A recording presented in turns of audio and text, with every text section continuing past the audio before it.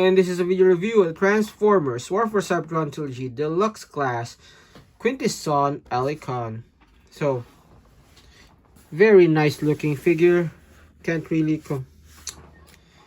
And this is a video review of Transformers Earthrise War for Cybertron Trilogy Deluxe Class Quintesson Allicon. So here he is, very nice looking figure, good looking alt mode and robot mode. Nothing much to complain, but before we go through all of that, let's take a look at the packaging. So he comes in the standard Earthrise packaging. He is figure number WFC-E19. On this side is a nice image of Allicon in robot mode. Standard Earthrise image there. Image of Allicon in robot and beast mode, which oddly has a different paint scheme. For some reason I prefer this paint scheme, but you know, this is what we got. Not much on top, not much on the bottom. And inside the packaging we do get this map piece, and there are two locations. There's Gigantion and Junkion. This also comes with standard Earthrise instructions, which per usual is, you know, very clear and very well made. Can't complain much.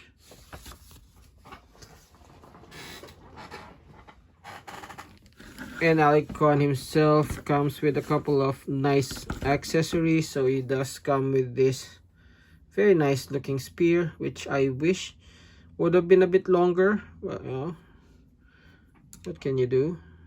It's a bit short for a spear weapon, but it's not too bad.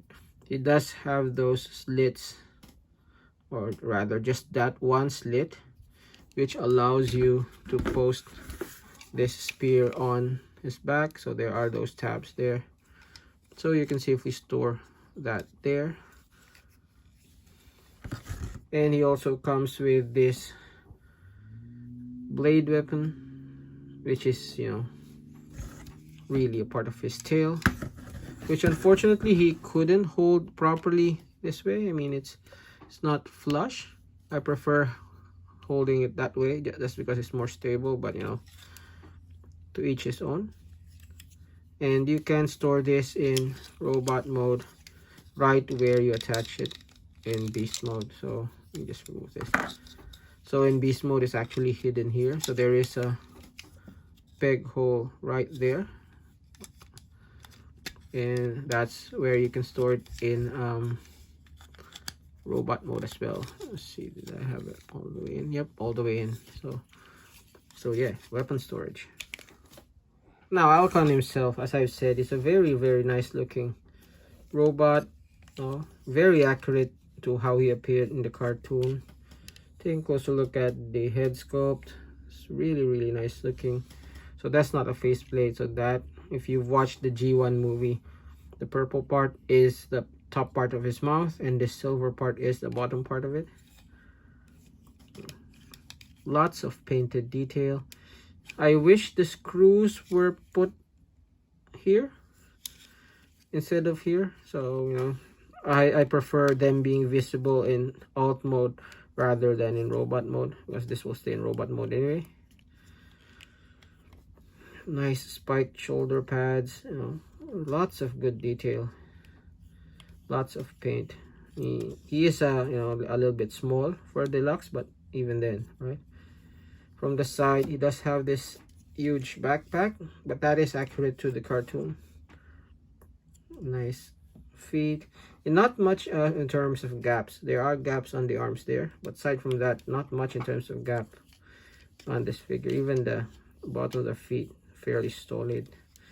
So it does sport those peg holes for you to attach or weaponizer parts and stuff.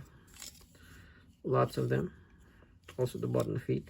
And this comes detached when you first open the box. This one comes detached.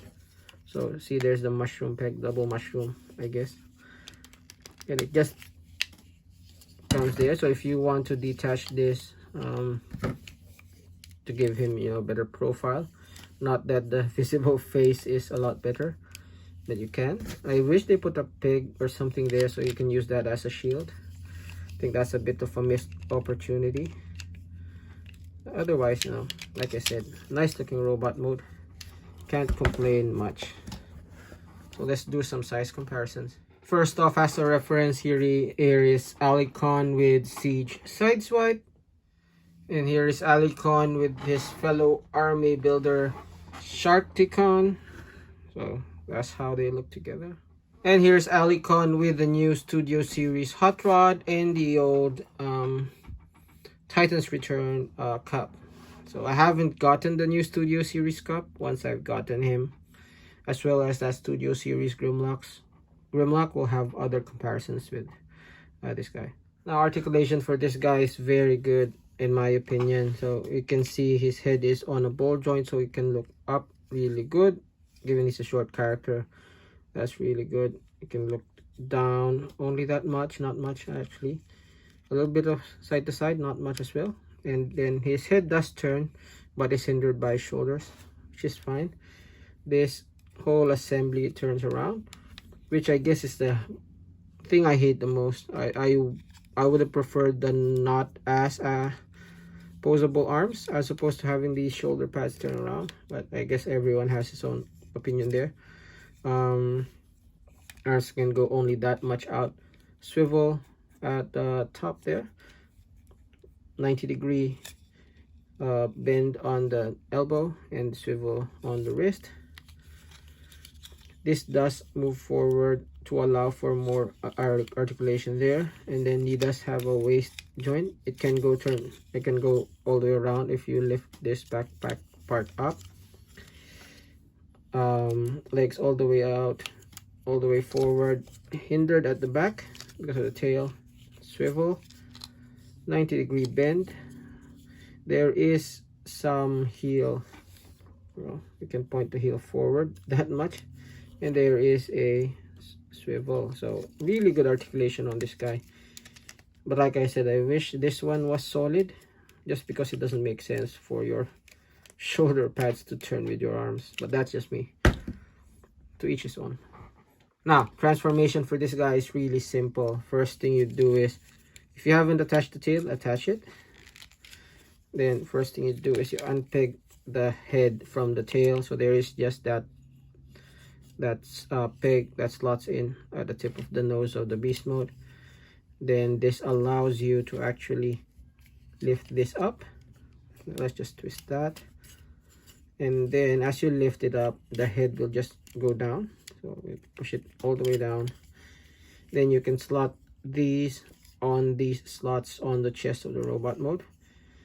But before you do that, lift this up and swivel on the waist, and then fold it all the way back. Now you can go ahead and slot this in.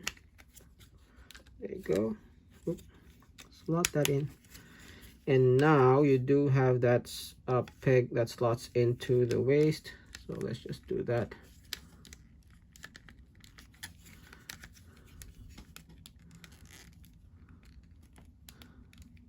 A little tricky on the camera, but easy enough. The hands are visible, so you can have them facing to the side or facing to the top, depending on the camera angle, I guess, when you take pictures. And then rotate the hands forward, and that's really about it. If you want to make him have a more reptilian pose, you can use the heel. But yeah, that's it. That's about it. Now in beast mode, he still has the option to hold the spear, although it's not as tight, but you know, that's good enough. Aside from that, let's have a look at the details. So he does have this awesome head sculpt. It's not accurate to the cartoon. The cartoon will have those spikes, and I guess that there's a slot there. So you know, I mean, if there are third parties or 3D printable options, you can put that in. But as it stands, this nose seems a bit plain. Not too bad, but that's there. Still those visible screws. That's why I wanted those screws to be at the back, because you can't hide those screws anyway. So might as well just put the screws visible in one mode. What else? The mouth does open up, and there is a bit of detail inside. So red tongue, double layers of teeth at the bottom as well as at the top, so really nice, and they do fit together, which is also nice.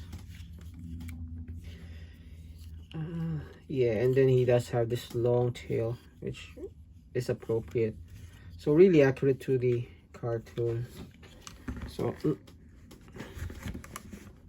now size comparisons, here he is again with baby baby Sharkticon. So that's how they look together,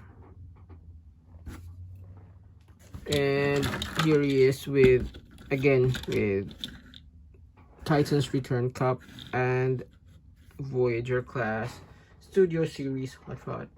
Now in terms of articulation in this mode, his head doesn't turn, but he can open his mouth that much out, so yeah, not bad.